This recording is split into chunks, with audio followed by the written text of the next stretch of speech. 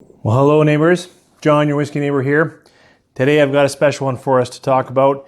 This is a single cask from GlenDronach. It's an 11-year-old.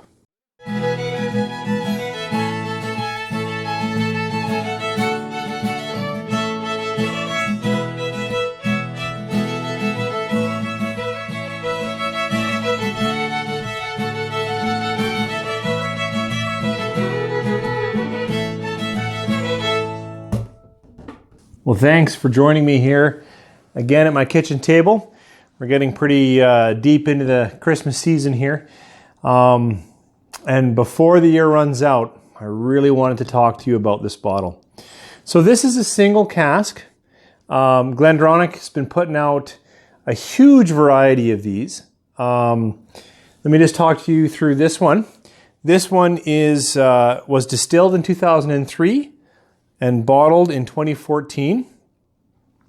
It spent its whole life in a Pedro Jimenez sherry puncheon. It gives you the bottle number, the cask number. Aside from that, there's not really much information on here. Really classy looking bottle. But it is also, because it's, I would call this cask strength at 54.8%. So a good look, unique bottle, single cask, which means if you can't find its exact expression, you're not going to taste and pick up the same aromas and whatnot that I might be picking up here. But it's still worth talking about these bottles because there are quite a few of these around. I've seen a 14, a 16, the older ones, 22, 25, 13, I think they had one out too. They've put out a number of these. And of course, they're all going to be slightly different. But I want to comment a little bit about this concept and then about this specifically. And if you're in the Edmonton area, might be in for a treat. So an 11-year single cask, 54.8% GlenDronach, completely in PX or Pedro Jimenez sherry for its whole 11 years. Let's see how it smells. On the nose, oh, wow. You know, I expected more alcohol to greet me. It's not there. It's only 11 years. But instead, right away, I'm in that fruit, fig, raisin, wrapped around in a toffee.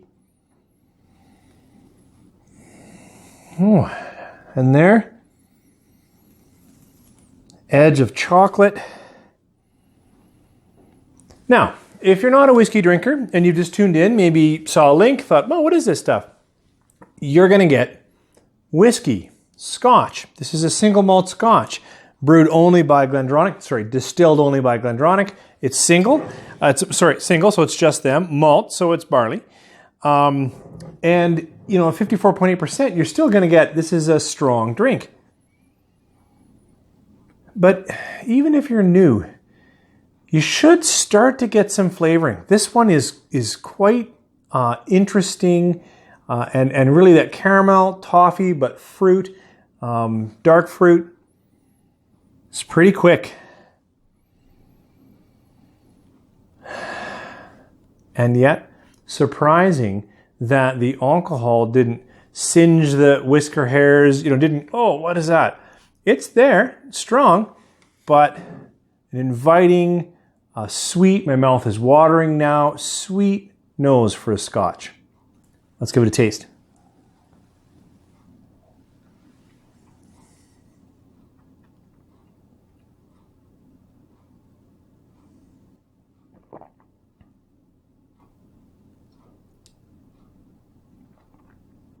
It's a wonderful Scotch. It, the alcohol will let itself be known in that sip. So you may want to add some water. We'll add some water a little bit later. But your palate is going to come alive. There is now some deep citrus, like orange. I don't know, I don't eat a lot of different oranges, but you know that deep, like a blood orange or like a darker, or a dark orange, that chocolate is totally in there. There's spice in the palate, but not, well, now it's coming more from wood, but a little bit from alcohol. Your tongue picks up and goes, wait a minute, there's a lot going on here. But that sweeter toffee, almost candy honey, becomes that deeper burnt, dark cooked molasses, heavy brown sugars, things that are deeper in deeper cooked desserts. I find it pretty quick. The first part of the finish comes out, and the first part of the finish is actually surprisingly oaky. You know, it's an 11-year, but oaky and leathery. And what I've tasted in whiskey, or like Scotch is a style of whiskey that has more age to it, almost like that, a little bit of that older wood, a little bit of that darker wood. I gotta try it again. Nose has maybe moved even more toward sort of fig and raisin and those kinds of fruits.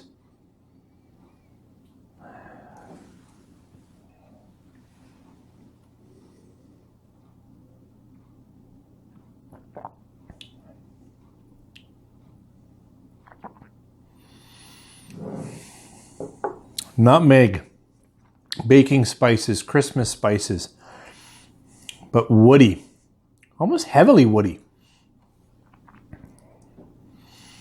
Almost, the wood could be almost on the edge of that burnt off wood, or that, you know, darker, deeper, leathery type things.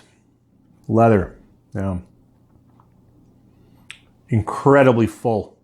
Like, now, you know, when you take that sip, the alcohol is there. There's a little more burn in the throat and on the nose. I'm going to add water. And this one, I will say, at 54.8, can actually handle a fair amount of water. If you follow the channel at all, you know that I sometimes will choose to drink a high ABV, often usually in bourbons, without adding water. But I'll sip it really small, so just little bits go in, because you can't. If you take a big mouthful of 60% ABV, you know, it's really blowing up your palate. So sometimes I don't add water, but I am taking very small amounts. Here, I've had this before. I'll tell you a bit about the story later. This one, let's see how it is with water. Lighter, sprightly. Now I'm getting more of that candy around the fruit. Yep. An easier nose. It just is.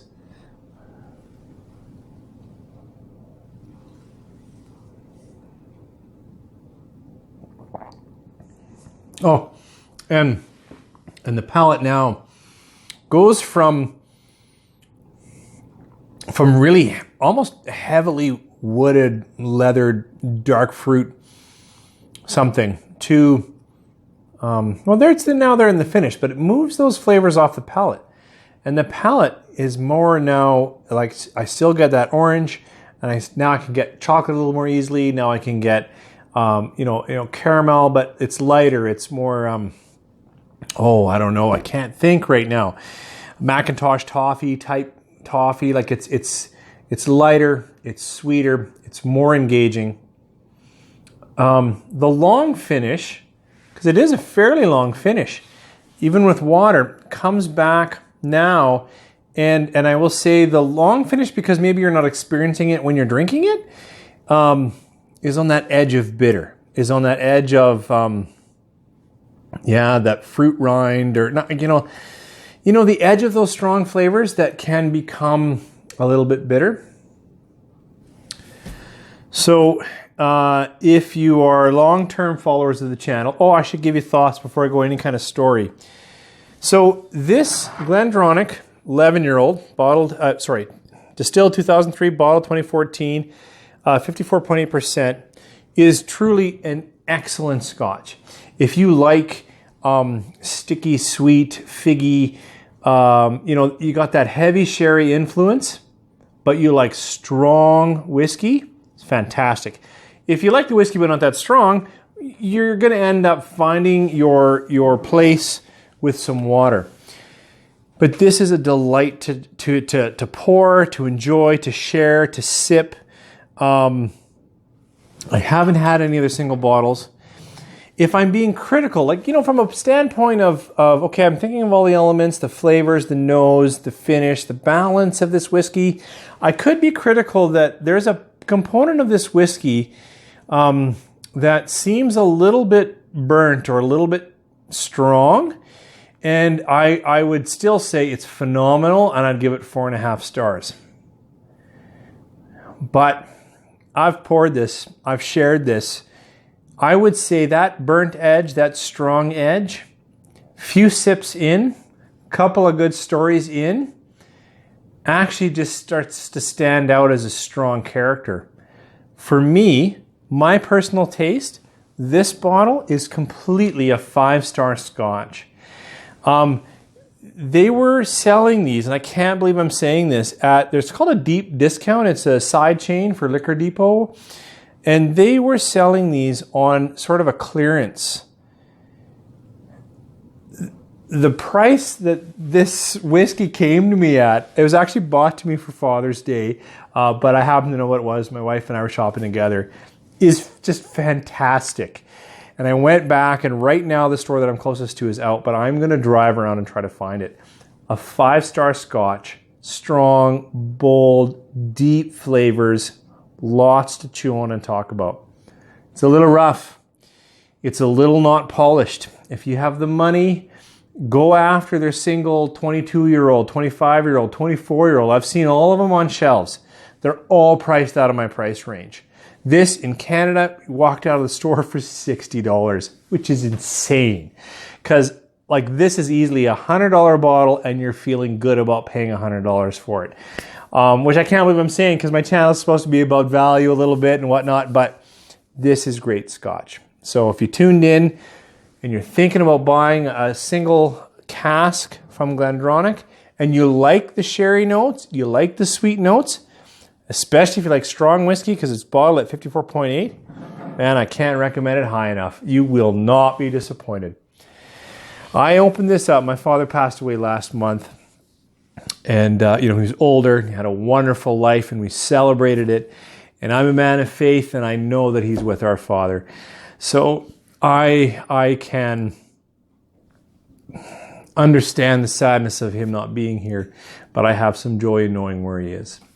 That aside, that night after Dad passed away, I just wanted to have a little moment of reflection. It's pretty emotional. And this was the bottle that was still around, given to me back in Father's Day, but I hadn't opened it yet, and I opened it up, and there might be a bit of that emotion in this review. I'm not sure why I shared that story, except for to say, I think our conversations around whiskey here on this channel, but on other channels that I follow, I think it's key to say, a bottle like this, a single release or an older Scotch or something like that is excellent to tie to a story or an event. Then when we got together at the funeral, my cousin came over and we shared this as well. It'll become part of the memory there. It'll come alive. Next time I have a different bottle, a few years from now maybe, but it's a GlenDronach Single Cask, I bet I'll look back. So I think I'm sharing that with you. I'm not even sure why, but I think I'm sharing that with you to say, I encourage you, when you've got a special bottle, don't leave it on the shelf. Sure, if you're an investor, if you're someone that's trying to make money off it, go for it. That's good for you. But I'm just saying, the stories and the memories, and we didn't crush the bottle, obviously, we just got into it. But I think the stories and memories you'll have around a special bottle of whiskey when you open it and share it with friends be worth far more than anything you'll ever turn up on a whiskey auction.